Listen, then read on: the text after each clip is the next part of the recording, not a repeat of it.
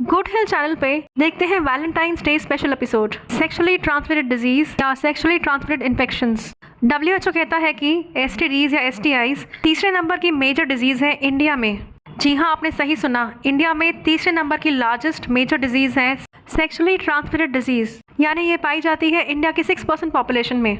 और ये डिजीजेस होती हैं इन्फेक्शन से, फंगस इन्फेक्शन या बैक्टीरियल इन्फेक्शन, वायरस इन्फेक्शन या पैरासाइट्स, और ये फैलती है सेक्सुअल कांटेक्ट से। पूरी दुनिया में तेज़ी से बढ़ता हुआ हुकअप कल्चर एक बड़ा कारण है एसटीडीज़ और एसटीआईज का। हुकअप कल्चर में लोग कैजुअल सेक्स करते हैं बिना किसी कमिटमेंट के, बिना किसी इमोशनल बॉन्डिंग के। तो एक पार्टनर से कमिटमेंट नहीं होती, कभी इसके साथ तो कभी उसके साथ, जो बहुत ही अनहेल्दी है। मेंटली और फिजिकली दोनों तरीके से अनहेल्दी है। मेंटली बात करें तो इसमें ट्रस्ट और कनेक्शन नहीं होता। इमोशनल और psychological injury, guilt, sexual violence, sadness, depression, low self esteem, regret, anxiety, sexually transmitted infections. अलग अलग लोगों के साथ हुकअप करने से इन्फेक्शन के रिस्क बढ़ जाते हैं, स्पेशली अगर प्रोटेक्शन यूज़ नहीं किया हो तो। रिसर्च बताती है कि इसी रीज़न से यंगर जनरेशन में ज़्यादा एसटीआईज हो रहे हैं, multiple partners and no protection. तो देखते हैं कौन से हैं सबसे ज़्यादा common sexually transmitted infections. 4 curable STIs हैं, जो है सिफिलिस, ट्रिकोमोनियासिस, गोनोरिया, क्लैमिडिया। और 4 कॉमन इनक्यूरेबल वायरल इन्फेक्शंस में आते हैं हेपेटाइटिस बी, एचपीवी, एचएसवी और एचआईवी। WHO का न्यू गाइडलाइन कहता है कि आप सिम्टम्स अर्ली स्टेज में पकड़ें ताकि जल्दी ट्रीटमेंट स्टार्ट हो सके।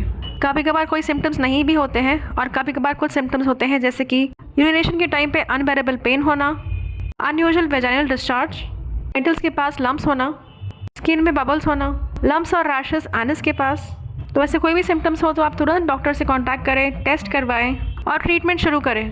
कुछ एसटीआईज तो ट्रीटेबल होते हैं पर कुछ नहीं भी होते हैं, ज़्यादा फेटल होते हैं। एसटीआई से आपको एचआईवी होने का रिस्क भी बढ़ जाता है। एचपीवी इन्फेक्शन से सर्वाइकल कैंसर या ओरल कैंसर भी हो सकता है।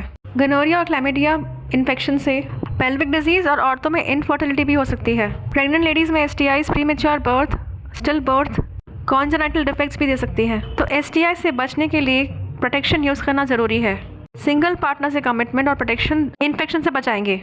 दोनों पार्टनर्स को अपने टेस्ट करवाने चाहिए कोई भी न्यू रिलेशन स्टार्ट करने से पहले, ताकि अगर दोनों में से किसी को भी इन्फेक्शन हो तो वो स्प्रेड ना हो और उसका टाइम पे ट्रीटमेंट स्टार्ट हो सके। कुछ एसटीआईज के लिए वैक्सीनेशन अवेलेबल है, जैसे कि एचपीवी की वैक्सीनेशन, ताकि आपको सर्वाइकल कैंसर ना हो सके, हेपेटाइटिस बी की वैक्सीनेशन, हेपेटाइटिस ए की वैक्सीनेशन। तो आप हेल्थ केयर प्रोवाइडर या डॉक्टर से कांटेक्ट करके वैक्सीनेशन ले सकते हैं, इन्फेक्शंस को प्रिवेंट करने के लिए, कैंसर्स को प्रिवेंट करने के लिए। तो सेक्सुअली ट्रांसमिटेड इन्फेक्शन से सावधान रहें, हुकअप कल्चर अवॉइड करें, मल्टीपल पार्टनर्स अवॉइड करें और प्रोटेक्शन हमेशा लें। अपने लव्ड वंस में प्यार फैलाएं, इन्फेक्शंस नहीं।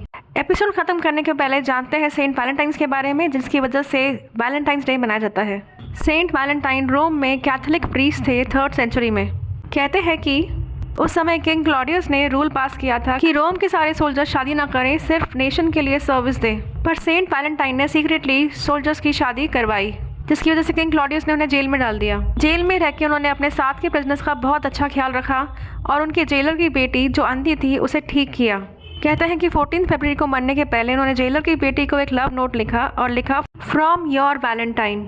तो इसीलिए 14 फेब को वैलेंटाइंस डे बनाते हैं, सेंट वैलेंटाइन को याद करते हुए, उनके सच्चे प्रेम को याद करते हुए। वो प्यार के मसीहा थे, इसलिए 14 फेब को लोग प्यार सेलिब्रेट करते हैं। वो पूछते हैं कि will you be my Valentine, मतलब क्या आप सेंट वैलेंटाइन के जैसे मुझे सच्चा प्यार करेंगे। वैलेंटाइंस डे को आप सच्चे प्रेम से सेलिब्रेट करें, हुकअप कल्चर से ख़राब ना करें। तो अपना और अपने पार्टनर का ख्याल रखें और स्वस्थ रहें।